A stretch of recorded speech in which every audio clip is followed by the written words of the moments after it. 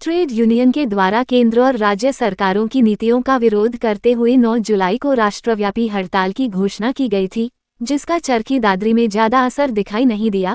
कर्मचारी यूनियनों के पदाधिकारियों और विभिन्न विभागों से कुछ कर्मचारी ही हड़ताल में शामिल होते हुए दिखाई दिए।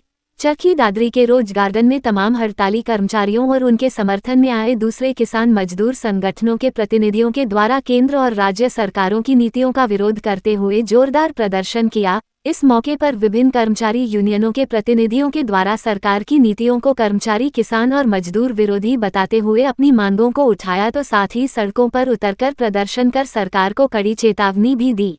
संगठनों का किसान या मजदूर, आंगनबाड़ी, जो भी जितने भी ट्रेड यूनियंस के संगठन हैं, उनका सभी का समर्थन है। तो आज क्या कुछ करने वाले हैं और कहाँ से अपनी यात्रा है? आज यहाँ से मतलब ये प्रोग्राम समाप्त करके और एक बड़ा प्रदर्शन निकालेंगे बाजार के अंदर। ये हड़ताल जी राष्ट्रव्यापी हड़ताल है। जो राष्ट्र स्तर के सभी ट्रेड यूनियन हैं, उनमें एक बीएमएस को छोड़ के सभी ट्रेड यूनियन एक प्लेटफार्म पे हैं और सभी ने मिलके सरकार को जो है बार बार ज्ञापन दिया है। सरकार उस पर कोई अमल नहीं कर ली। अब ये लेबर कोड बिल और लेके आ रही है, जिसमें कर्मचारी की ड्यूटी 8 घंटे से 10-12 घंटे करने जा रही है। कर्मचारियों का शोषण करने जा रही है, मजदूरों का शोषण कर रही है। किसी तरह की कोई सुविधा नहीं देनी चाहती। नौकरियां जो हैं वो सब छीनने का काम कर रहे हैं। याचकारण वगैरह की भर्ती शुरू कर दी। हमने परसों अखबारों में पढ़ा था, याचकारण तो कोई एजेंसी है, इसमें कोई ना तो सुरक्षा है, कोई गारंटी नहीं है। तो इनके विरोध में जो है ये सभी संगठन यहाँ पार्क में इकट्ठे हुए हैं और यहाँ से सब एक बड़ा जुलूस लेके डीसी ऑफिस तक जाएंगे। भारत सरकार है और उसके साथ साथ में भी अपनी हरियाणा सरकार है, उसको उनकी नीतियों को लेकर के विशेष रूप से जो निजीकरण किया जा रहा है शिक्षण संस्थानों का, उसके खिलाफ हम पूरे देश में हड़ताल कर रहे हैं और अध्यापक संघ इसके साथ मिलकर के इसका पुरजोर समर्थन करते हुए आज हड़ताल पर है। जी, ये आज इस सरकार से, तानाशाही सरकार से आम आदमी परेशान है। स्कूलों की व्यवस्था इस सरकार ने बिल्कुल एकदम से चरम सीमा पे लाके छोड़ दी है। बच्चों के HKRN के नाम से कर्मचारियों को भर्ती किया जा रहा है, ठेका प्रथा के नाम से किया जा रहा है। उधर बच्चों की जो शिक्षा है, जो पढ़ाई है, उसको RT कानून को तोड़ के अभी ये दूसरा चिराग योजना ले आए। चिराग योजना में बच्चों को प्राइवेट स्कूलों में धकेला जा रहा है। वहाँ जो सरकारी स्कूल में, उनमें आम बच्चों की जो सुविधाएं उनको छीन करके प्राइवेट में ये दे रहे हैं कि आप यहाँ पढ़ाओ, इनका खर्चा हम वहन करेंगे।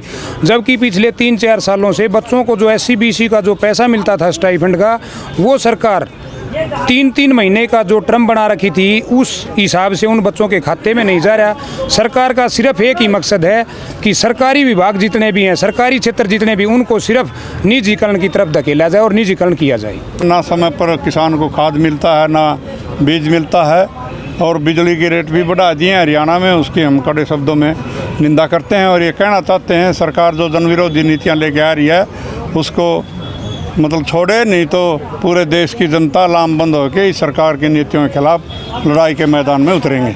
हड़ताल को, पूरे देशव्यापी हड़ताल को हम सफल बना रहे हैं। आप देख रहे हैं यहाँ भी मतलब सफलता के कगार पे है। और ये जो हरियाणा सरकार है, ये मॉडल संस्कृत स्कूल के नाम से, PM श्री के स्कूल के नाम से इन स्कूलों को मर्ज करना चाहती है और हरियाणा में इन स्कूलों को निजीकरण के हाथ में देना चाहते हैं। लेकिन हम इसकी आपके चैनल के माध्यम से घोर निंदा करते हैं और समय रहते अगर सरकार नहीं चाहती तो ये एक बहुत बड़ा देशव्यापी आंदोलन होगा, जो पहले एक बार किसानों ने किया था और इस झंडे को मतलब पूरी दिल्ली की धरती को लाल कर दिया था। हम उस धरती को लाल कर देंगे और इन जो तानाशाह सरकार को है आखिर यहाँ से देश से बाहर निकालेंगे, जैसे अंग्रेजों को निकाला था।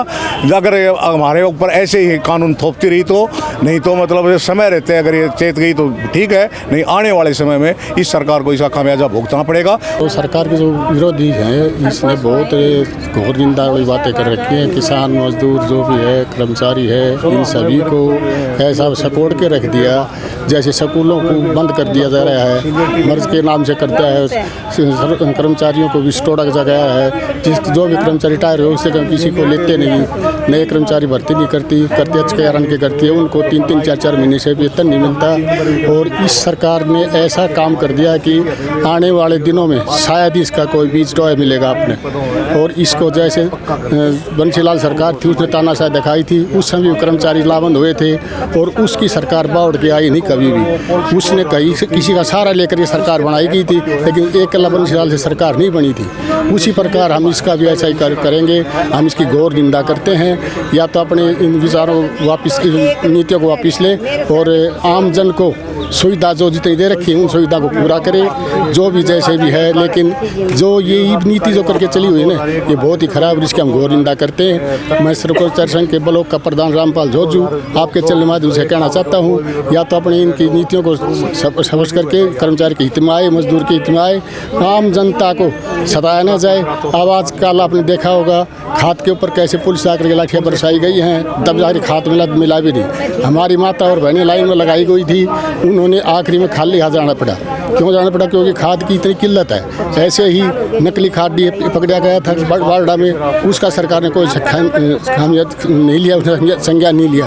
तो हम इस जो 2 नंबर इस काम करते हैं, हम इनको इससे घोर निंदा करते हैं और सरकार को हम बहुत ही समझाते हैं।